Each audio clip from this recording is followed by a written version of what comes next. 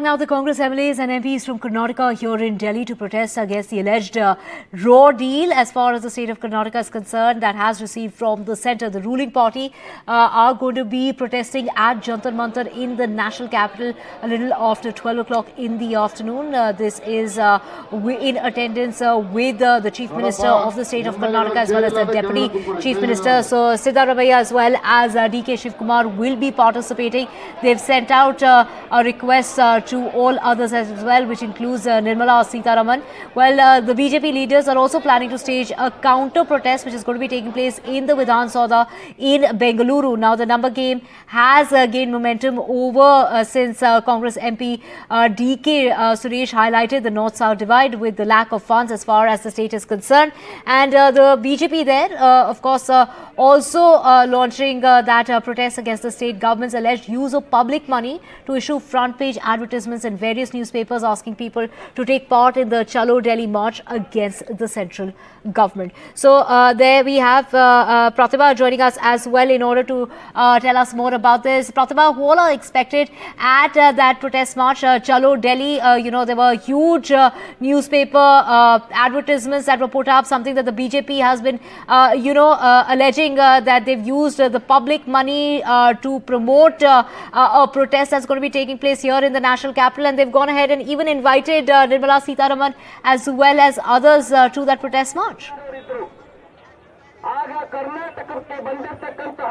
That's right. In fact, ever since Congress MP DK Suresh did make that statement about how the South has been neglected and that if things go worse, it would have to depend on having a separate nationhood as far as the South is concerned. Ever since that statement, most of the Congress MLAs as well as the MPs, in fact today, all of them heading to Delhi, and like you said, Chalo Delhi has been one of the statements that have been made in all the advertisements that were published in all the national as well as vernacular newspapers here in Karnataka as well as the nation's capital, Delhi. What you see behind me are the BJP leaders who have gathered here at the Gandhi statue of the iconic Vidhana Soudha in Bengaluru. All of them staging a counter protest as far as the Congress is concerned, because the Congress has been in Delhi fighting against what they call as preserving the fiscal federalism, and joining hands with this kind of a protest is also the Kerala cabinet as well as the DMK MPs who would be staging a similar kind of a protest tomorrow in Delhi. Now, the BJP leaders, the state leaders who have gathered here have all slammed Siddaramaiah, claiming that none of the funds that have already been allotted to the Karnataka government have really been utilized for the correct purposes. For example, the farmers, for example, the milk subsidies, none of these have really been utilized properly, and that is precisely why the Congress is making this sort of a political stunt. These are some of the blames that have been leveled against the Congress government by the BJP leaders. Let me see, sir, can I speak to you a few words? Sir, what exactly is the point you're trying to make with respect to this protest? Madam, if you have seen the papers yesterday and today, Congress is trying to play blame game politics. They are not owning up to what they should own up. They're just trying to blame the central government. If so is the case, let them lock Vidhana Soudha. Let them hold the central government, Modi ji, Nirmala Sitharaman, madam, for everything. Today what they are doing, madam, just for the sake of publicity, they are writing letters and leaving it on Instagram and WhatsApp and Facebook. Even before the letter reaches the Prime Minister or the letter reaches the Finance Minister, they're just leaving it on social media. Well, they have actually made statements talking about the fiscal deficit, talking about the tax bias. They've mentioned that according to the 14th as well as the 15th Finance Commission, there have been at least 1 lakh crore of loss that has been portrayed. See, madam, so I'll tell you one simple thing. Today in Karnataka, Kalyan Karnataka has special status.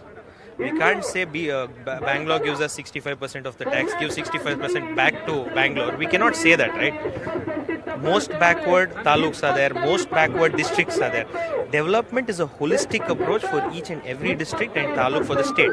Same way, every state has its own requirements, its own needs, and accordingly they are giving money. And if you see the amount that they have given, in 10 years from 2004 to 14 compared to 14 to 24.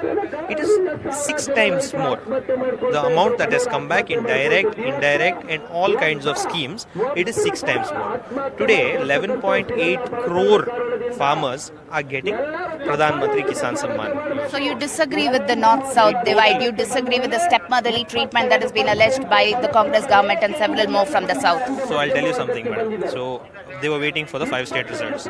We got majority in the north. Now they have 2 states in the south.